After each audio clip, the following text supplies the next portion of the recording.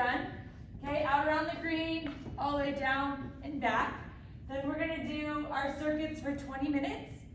Run again, switch circuits, 20 minutes, and then run at the end. So circuit 1 is in here. We're starting with a leg under toe touch.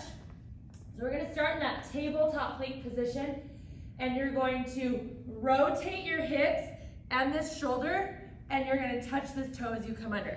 And then come back to that center tabletop position. Make sure that you're nice and stable. And then you're gonna toe touch to the other side, and you're gonna rotate like this for 30 seconds, okay? Making sure that you're pushing through the heel of your hand into that ground so that that shoulder is supported as you rotate. Because you don't wanna hurt this shoulder as you rotate. If that hurts to rotate that shoulder that much, you can just do a nice little knee to elbow crunch. Go slow, breathe through that. Into a sandbag, lateral pull or drag into 6 jump lunges. So you're going to pull the sandbag across, trying to keep your hips from doing too much moving during this pull.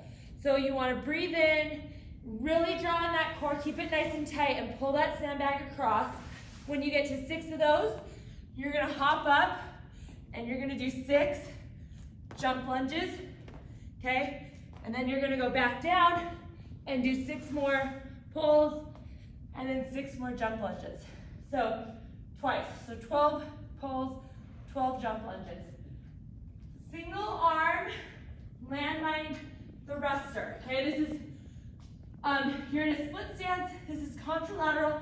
So if the landmine is in my right hand, my left foot is going to be forward, and I'm going to sit back, so I'm thrusting up forward, okay? What we want to avoid here is sitting back and coming up on our toes at all, or putting that knee over our toes. Okay, so when we sit, it's like a squat. We're hinging at that waist, and we're sitting that butt down, so we're into that glute. And then we're driving up through that opposite arm, through that landmine. 6 on each side. Into a box, high-low plank. We have the different heights of boxes. So pick a height on the box that is okay on your shoulders as you do this.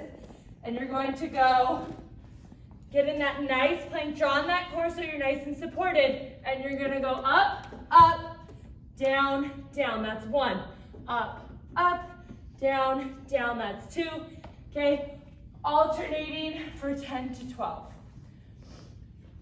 Lastly, you're gonna end with a sled push.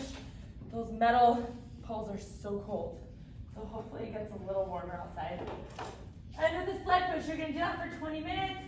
Circuit 2 is out on the field. The wall balls are out there. We're starting with a wall ball extension. So we're not going over our head. We're getting into that nice wall sit. Get a 90-degree angle. Make sure that lower back is pushed into that wall. That core is drawn in nice and tight. And we're holding the ball here. And we're extending out. Okay? So this will really work those anterior delts into that pectoral major. And here we go. We're just going to go out. Keeping that back nice and solid into the wall. If a wall ball is too awkward or heavy, grab a dumbbell and use the same motion, okay? Just hold the dumbbell like this and go out as straight as you can and bring it straight back in, keeping that core drawn in and keeping those quads engaged in that wall sit. This is a fun one. I really like this one. It's a dumbbell lateral lunge with a raise at the end. How do we phrase that? Yeah, with a lateral raise. So dumbbells in my left hand. I'm going to lunge to my right. Okay, here, the dumbbell's gonna come straight up, and then when I come up, the dumbbell's gonna go straight out, okay? You don't need a lot of weight with this move. This is another one where we wanna avoid any compensation with our trunk moving. We wanna be able to lunge and get that dumbbell up without compensating in our back and leaning back.